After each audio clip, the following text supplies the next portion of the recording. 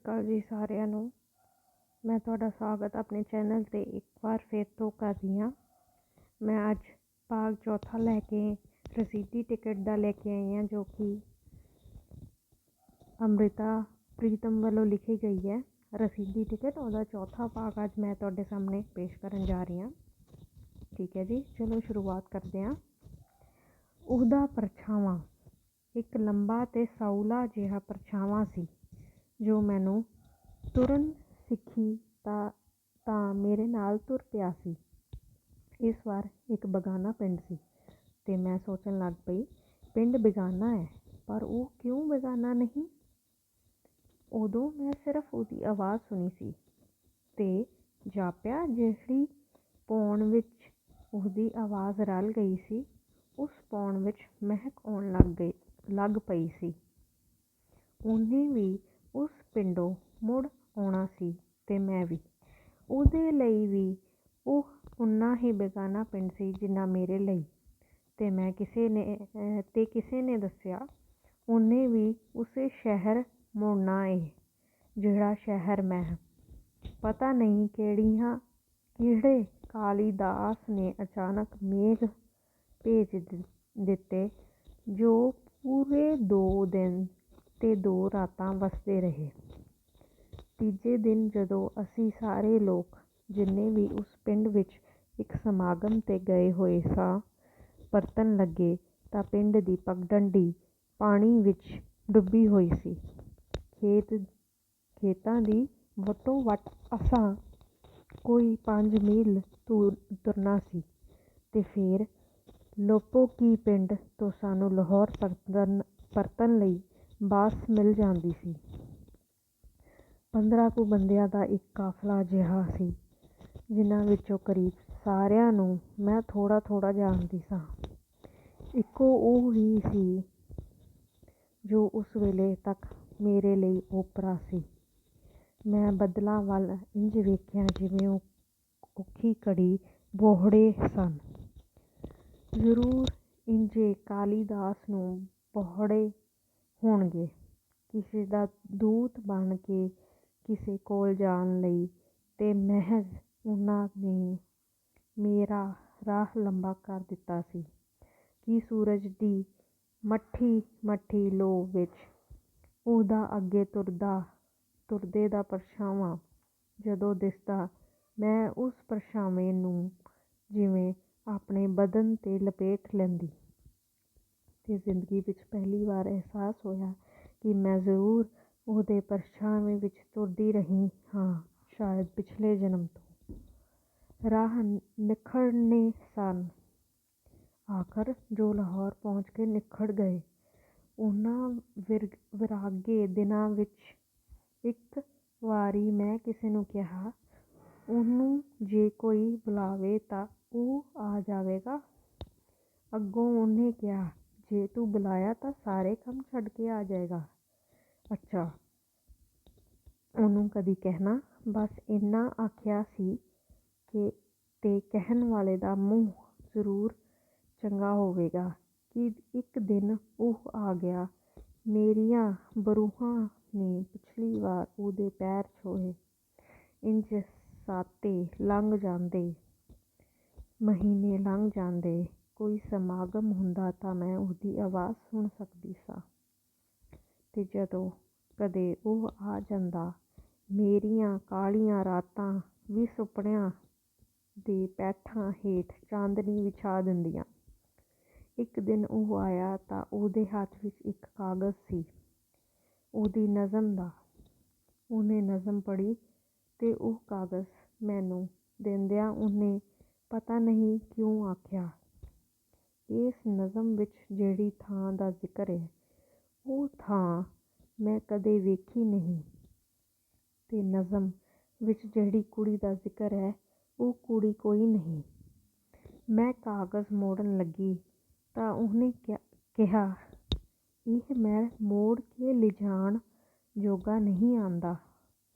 ਇਹ ਉਹ ਘੜੀ ਸੀ ਜਦੋਂ ਮੇਰੇ ਕਾਲੇ ਬੱਦਲਾਂ ਨੂੰ ਸੁਨਹਿਰੀ ਕੰਨੀ ਪੈ ਗਈ।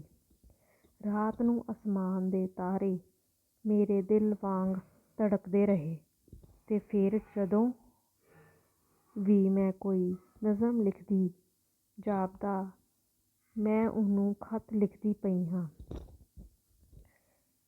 ਮੈਂ 4 ਵਰ੍ਹਿਆਂ ਦੀ ਸੀ ਜਦੋਂ ਮੇਰੀ ਮਾਂ ਨੇ ਦੂਰ ਦੇ ਸਾਕੋਂ ਲੱਗਦੀ ਮੇਰੀ ਭੂਆ ਦੇ ਪੁੱਤਰ ਨਾਲ ਮੇਰੀ ਸਾਕ ਗੰਢ ਦਿੱਤੀ ਸੀ।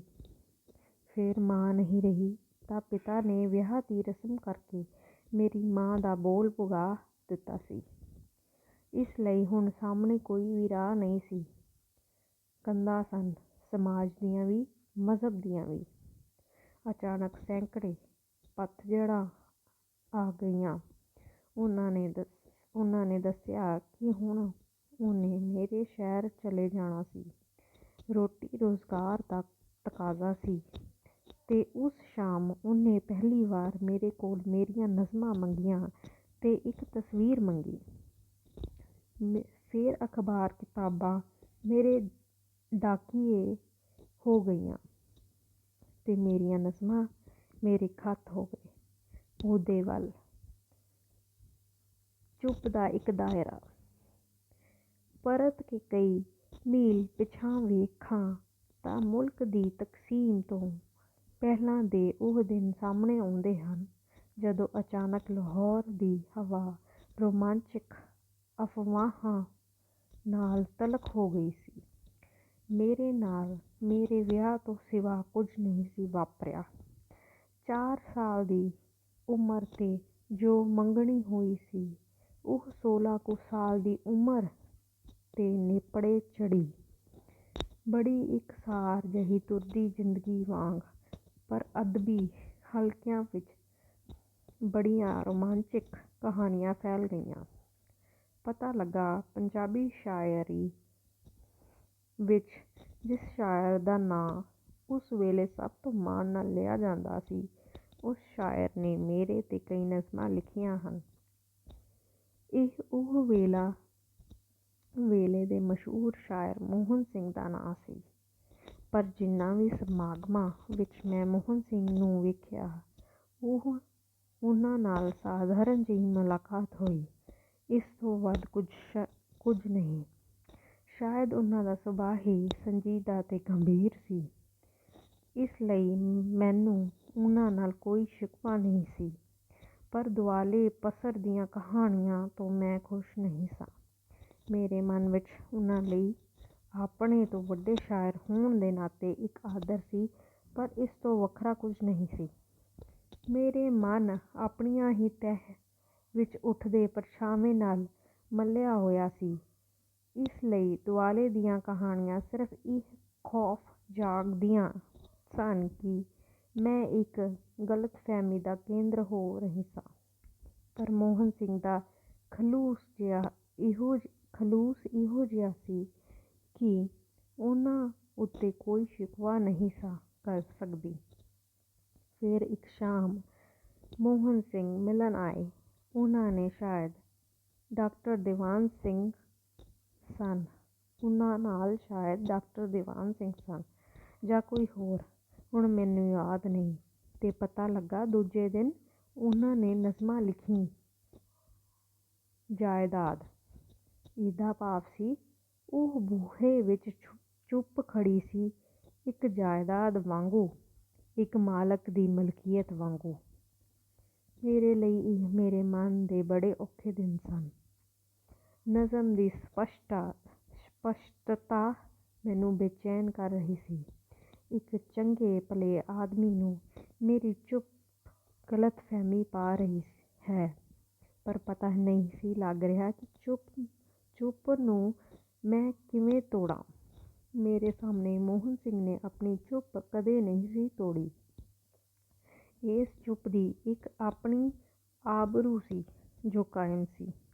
ਤੇ ਫਿਰ ਇੱਕ ਦਿਨ ਮੋਹਨ ਸਿੰਘ ਆਏ। ਉਹਨਾਂ ਦੇ ਨਾਲ ਫ਼ਾਰਸੀ ਦੇ ਵਿਦਵਾਨ ਕਪੂਰ ਸਿੰਘ ਸਨ।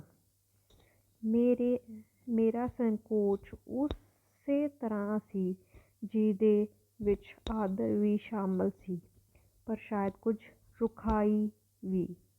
ਕਿ ਅਚਾਨਕ ਕਪੂਰ ਸਿੰਘ ਜੀ ਨੇ ਆਖਿਆ, Mohan Singh, don't misunderstand her. she does not love you।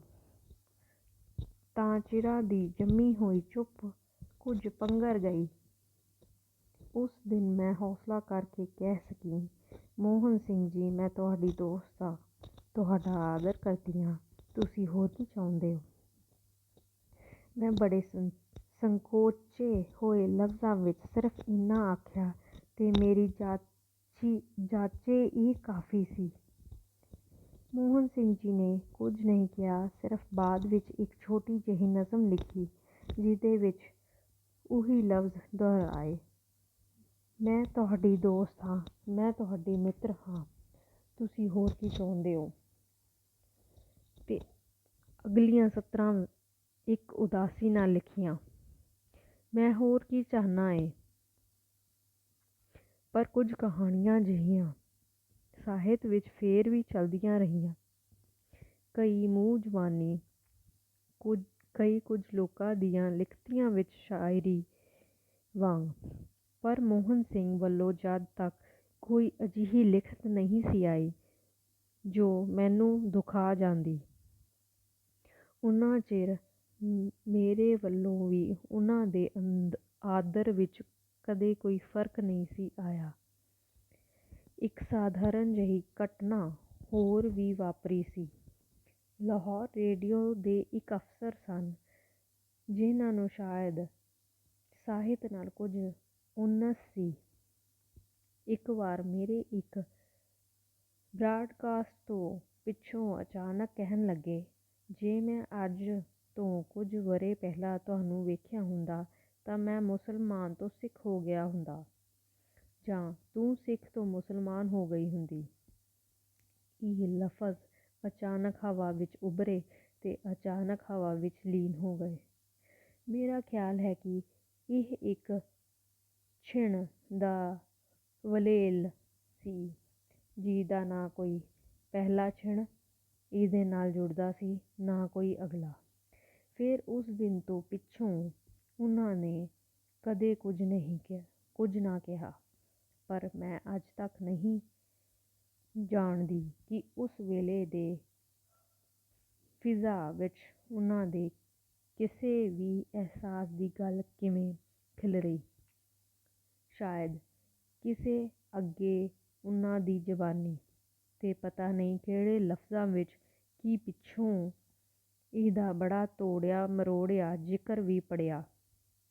ਕਈ ਵਾਰ ਤਾਂ ਜਾਪਦਾ ਹੈ ਕਈ ਪੰਜਾਬੀ ਲੇਖਕਾਂ ਕੋਲ ਲਿਖਣ ਨੂੰ ਕੋਈ ਗੰਭੀਰ ਵਿਸ਼ਾ ਨਹੀਂ, ਉਹ ਖੁਦ ਹੀ ਕੁਝ ਅਫਵਾਹਾਂ ਫੈਲਾਉਂਦੇ ਹਨ, ਖੁਦ ਹੀ ਉਹਨਾਂ ਨੂੰ ਆਪਣੀ ਮਰਜ਼ੀ ਨਾਲ ਜਿੱਧਰ ਚਾਹੇ ਮੋੜਦੇ ਹਨ ਤੇ ਫਿਰ ਉਹਨਾਂ ਨੂੰ ਲਿਖ ਕੇ ਉਹਨਾਂ ਵਿੱਚੋਂ ਲੱਜ਼ਤ ਲੈਂਦੇ ਹਨ। ਹਾਂ, ਵਰ੍ਹਿਆਂ ਪਿੱਛੋਂ ਜਦੋਂ ਮੈਂ ਦਿੱਲੀ ਰੇਡੀਓ 'ਤੇ ਨੌਕਰੀ ਕੀਤੀ ਤਾਂ ਇੱਕ ਪੰਡਤ ਸਤਯਦੇਵ ਸ਼ਰਮਾ ਹੁੰਦੇ ਸਨ ਜੋ ਲਾਹੌਰ ਰੇਡੀਓ 'ਤੇ ਵੀ ਸਟਾਫ ਆਰਟਿਸਟ ਹੁੰਦੇ ਸਨ ਤੇ ਹੁਣ ਦਿੱਲੀ ਰੇਡੀਓ 'ਤੇ ਵੀ ਸਟਾਫ ਆਰਟਿਸਟ ਸਨ। ਉਹਨਾਂ ਦੀ ਹਿੰਦੀ ਵਿੱਚ ਇੱਕ ਕਹਾਣੀ ਲਿਖੀ, 26 ਮੈਨ ਐਂਡ ਏ ਗਰਲ। ਕਹਾਣੀ ਦਾ ਸਿਰਲੇਖ ਉਹਨਾਂ ਨੇ ਗੋਰਕੀ ਦੀ ਕਹਾਣੀ ਤੋਂ ਹੀ ਲਿਆ, ਪਰ ਲਿਖਿਆ ਉਸ ਪੁਰਾਣੇ ਵਾਕਿਆ ਨੂੰ, ਤੇ ਕਹਾਣੀ ਲਿਖ ਕੇ ਮੈਨੂੰ ਸੁਣਾਈ। ਬੜੇ ਸਾਫ਼ ਦਿਲ ਦੇ ਬੰਦੇ ਸਨ। ਉਹਨਾਂ ਨੇ ਦੱਸਿਆ ਕਿ ਲਾਹੌਰ ਰੇਡੀਓ 'ਤੇ ਮੈਨੂੰ ਨਹੀਂ ਪਤਾ ਕਿ ਕਿੰਨੇ ਲੋਕ ਤੇਰੇ ਵਿੱਚ ਦਿਲਚਸਪੀ ਲੈਂਦੇ ਸਨ, ਖ਼ਾਸ ਕਰ ਉਹ ਅਫਸਰ ਵੀ, ਤੇ ਅਸੀਂ ਸਾਰੇ ਸਟਾਫ ਦੇ ਲੋਕ ਮਹੀਨਿਆਂ ਬੱਧੀ ਇੱਕ ਫਿਕਰ ਜਿਹੇ ਵਿੱਚ ਨਾਲ ਵੇਖਦੇ ਰਹੇ ਕਿ ਅੱਗੋਂ ਕੀ ਵਾਪਰੇਗਾ। ਪਰ ਕੁਝ ਨਹੀਂ ਵਾਪਰਿਆ। ਸ਼ਰਮਾ ਜੀ ਸ਼ਾਇਦ ਇਹ ਕਹਾਣੀ ਕਦੇ ਵੀ ਨਾ ਲਿਖਦੇ, ਪਰ ਮੈਨੂੰ ਵੇਖ ਕੇ ਉਹਨਾਂ ਨੂੰ ਵਰ੍ਹਿਆਂ ਦੀ ਪੁਰਾਣੀ ਉਹ ਉਡੀਕ ਚੇਤੇ ਆ ਗਈ ਜਿਹਦੇ ਵਿੱਚ ਉਹ ਕੁਝ ਵਾਪਰਨ ਦੀ ਸੰਭਾਵਨਾ ਸੋਚਦੇ ਸਨ। ਕਹਾਣੀ ਵਿੱਚ ਸਟਾਫ ਦੇ ਛੋਟੇ ਛੋਟੇ ਲੋਕਾਂ ਦੇ ਕੰਮਾਂ ਦਾ ਜ਼ਿਕਰ ਸੀ ਜੋ ਕੋਈ ਆਵਾਈ ਸੁਣਨ ਦੀ ਆਸ ਵਿੱਚ ਕੰਧਾਂ ਨਾਲ ਲੱਗੇ ਰਹਿੰਦੇ ਸਨ। ਕੁਝ ਸੁਣਾਈ ਨਹੀਂ ਸੀ ਦਿੰਦਾ ਤਾਂ ਹੈਰਾਨ ਰਹਿ ਜਾਂਦੇ ਸਨ ਕਿ ਸ਼ਾਇਦ ਕੁਝ ਵਾਪਰ ਵੀ ਚੁੱਕਾ ਹੈ, ਪਰ ਕੰਨਾਂ ਤੱਕ ਨਹੀਂ ਪਹੁੰਚ ਰਿਹਾ। ਸ਼ਰਮਾ ਜੀ ਸਾਧਾਰਨ ਜਿਹੇ ਲੇਖਕ ਸਨ, ਪਰ ਮੇਰੇ ਖਿਆਲ ਹੈ ਇਹ ਕਹਾਣੀ ਉਹਨਾਂ ਦੀ ਸਭ ਤੋਂ ਚੰਗੀ ਕਹਾਣੀ ਸੀ। ਉਹਨਾਂ ਨੇ ਇੱਕ ਤਣੇ ਹੋਏ ਮਾਹੌਲ ਨੂੰ ਪਕੜਨ ਦੀ ਕੋਸ਼ਿਸ਼ ਕੀਤੀ, ਪਰ ਆਪਣੇ ਵੱਲੋਂ ਪੰਜਾਬੀ ਲੇਖਕਾਂ ਵਾਂਗ ਜ਼ਬਰਦਸਤੀ ਕੋਈ ਨਤੀਜਾ ਨਹੀਂ ਸੀ ਕੱਢਿਆ। ਕਹਾਣੀ ਵਿੱਚ ਇੱਕ ਇਮਾਨਦਾਰ ਸਾਦਗੀ ਸੀ। ਨਫ਼ਰਤ ਦਾ ਇੱਕ ਦਾਇਰਾ। ਗੱਲ ਇਹ ਵੀ ਛੋਟੀ ਜਿਹੀ ਹੈ, ਪਰ ਇੱਕ ਬਹੁਤ ਵੱਡੇ ਨਫ਼ਰਤ ਦੀ ਦਾਇਰੇ ਵਿੱਚ ਵਲੀ ਹੋਈ। ਪੰਜਾਬੀ ਦੇ ਇੱਕ ਸ਼ਾਇਰ ਸਨ ਜਿਨ੍ਹਾਂ ਨਾਲ ਕਦੇ ਮੇਲ ਨਹੀਂ ਸੀ ਹੋਇਆ। ਇਹ ਵੀ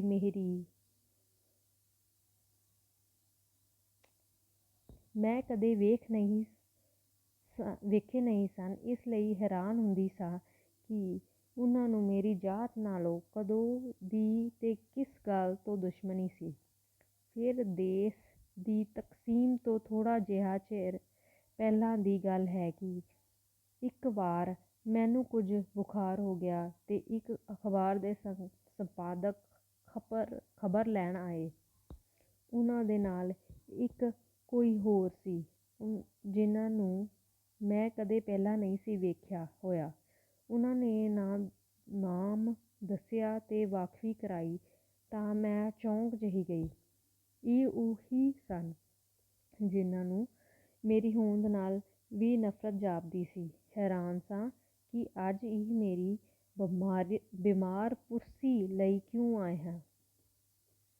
2-3 ਦਿਨ ਪਿੱਛੋਂ ਇੱਕ ਹਫ਼ਤਾਵਾਰੀ ਅਖ਼ਬਾਰ ਵਿੱਚ ਛਪੀ ਉਹਨਾਂ ਦੀ ਨਜ਼ਮ ਪੜ੍ਹੀ, ਜਿਹਦੇ ਹੇਠਾਂ ਉਹੀ ਤਾਰੀਖ ਪਾਈ ਹੋਈ ਸੀ ਜਿਸ ਤਾਰੀਖ ਨੂੰ ਉਹ ਮਿਲਣ ਆਏ ਸਨ, ਤੇ ਇਹ ਨਜ਼ਮ ਅਜੀਬੋ-ਗਰੀਬ ਮੁਹੱਬਤ ਦੀ ਨਜ਼ਮ ਸੀ। ਜਾਪਿਆ ਜਿਵੇਂ ਨਾ ਨਫ਼ਰਤ ਲਈ ਕੋਈ ਕਾਰਨ ਸੀ, ਉਵੇਂ ਨਾ ਇਸ ਵਲੇਲ ਲਈ। ਤੇ ਫਿਰ ਉਹ ਕੁਝ ਵਾਰਾਂ ਘਰ ਆਏ। ਹੈਰਾਨ ਹੋ ਕੇ ਪੁੱਛਿਆ ਕਿ ਇਹ ਅਚਾਨਕ ਮਿਹਰਬਾਨੀ ਕਿਉਂ, ਪਰ ਕੁਝ ਵੀ ਪਕੜ ਵਿੱਚ ਨਹੀਂ ਆਇਆ।